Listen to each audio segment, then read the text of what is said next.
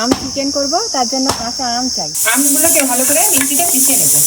অল্প একটু জল দিয়ে নিলাম, দিয়ে পিষে নেব। পেস্ট বানানো হয়ে গেছে, এবার ম্যারিনেট করে রাখবো। দিয়ে দেবো লবণ, হলুদ গুঁড়ো, লঙ্কা গুঁড়ো, ধনে গুঁড়ো, কাঁচা আমের পেস্ট দিয়ে দেবো 2 চামচ, রসুন বাটা, আদা বাটা, সরিষার তেল। এবার ম্যারিনেট করে নেব। গোটা গরম মশলা আর তেজপাতা ফোড়ন, 1 চামচ মতো চিনি দিয়ে দেবো। ফোড়ন বাদামি রঙের হয়ে গেছে, দিয়ে দেবো কেটে রাখা পেঁয়াজ, দিয়ে দেবো 2 চামচ রসুন বাটা, আদা বাটা, হলুদ গুঁড়ো, লঙ্কা গুঁড়ো, ধনে গুঁড়ো, কাশ্মীরি লঙ্কা গুঁড়ো। এবার দিয়ে দেবো বেটে রাখা আমের কাজ।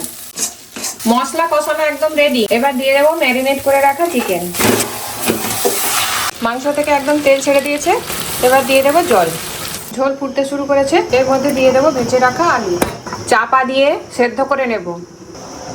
এবারে যা আমের কাজটা আছে পুরোটাই দিয়ে দেবো। এবার দিয়ে দেবো ধনেপাতা কুচি, সব শেষে দিয়ে দেবো ভেজে গুঁড়ো করে রাখা মশলা। এবার নামিয়ে নেব। Mango chicken ready.